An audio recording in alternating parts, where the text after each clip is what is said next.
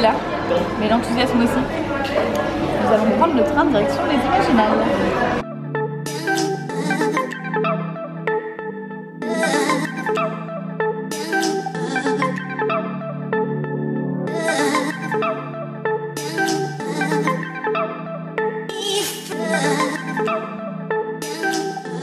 On arrive bientôt aux Imaginales et du coup je voulais parler de ce festival pour ceux qui ne connaissent pas, parce que j'imagine qu'il y a certaines personnes qui ne savent pas ce que c'est. Donc les Imaginales, c'est un des plus grands festivals d'imaginaire qu'il y a en France et même mondialement, puisque c'est un festival qui est très reconnu, dans lequel on peut trouver plein d'auteurs de fantasy, de fantastique, et puis des auteurs de BD, des illustrateurs, etc. C'est vraiment personnellement mon salon préféré, puisque c'est extrêmement calme, on a 4 jours, on peut rester pendant longtemps, l'ambiance est détendue, il y a non seulement des auteurs mais aussi des éditeurs, des lecteurs, et tout le monde cohabite pendant 4 jours au rythme du festival dans cette petite ville d'Épinal. Il y a des conférences, donc il y a des conférences, des dédicaces, des invités de renom, la bulle du livre et au bord de la Moselle, donc c'est très bucolique. Donc c'est vraiment 4 jours passionnants. Et on va vous emmener avec nous. Let's go!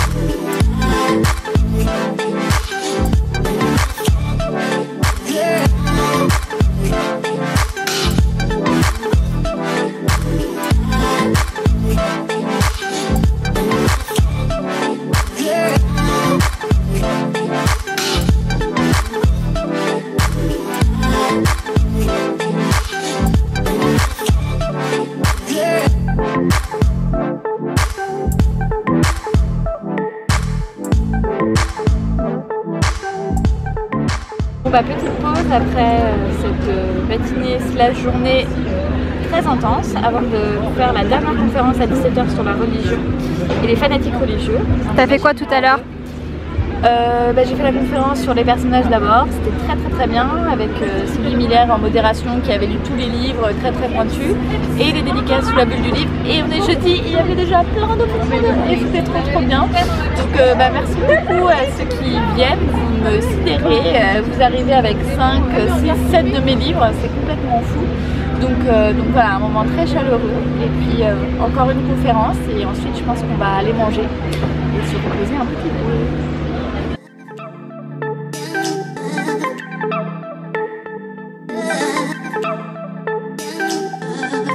Si on devait resituer, pour comparer un peu historiquement, on serait plutôt Renaissance, pour vous donner un contexte.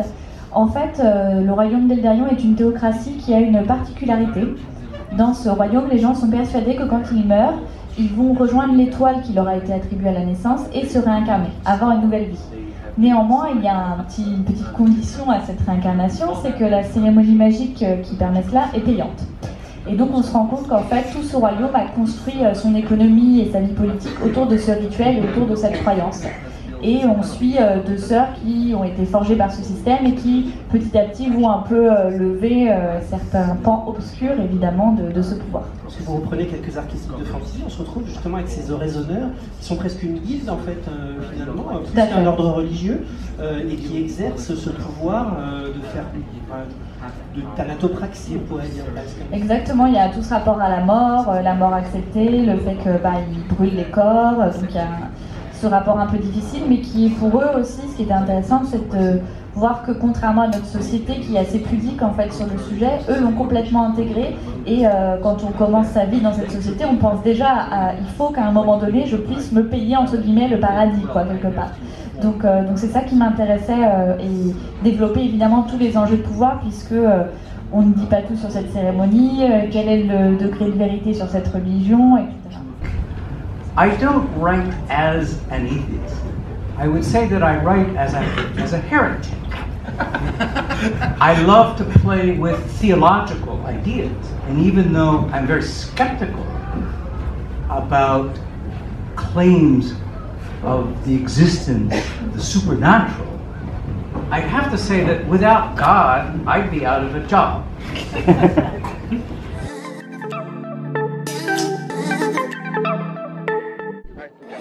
Attention, Olivier Gay et son humour redoutable. C'est toujours moi. Attention, Jade, derrière une bouteille. Gabriel Katz, au regard mystérieux. Ouais, très mystérieux. Adrien Thomas, jeune ingénieur.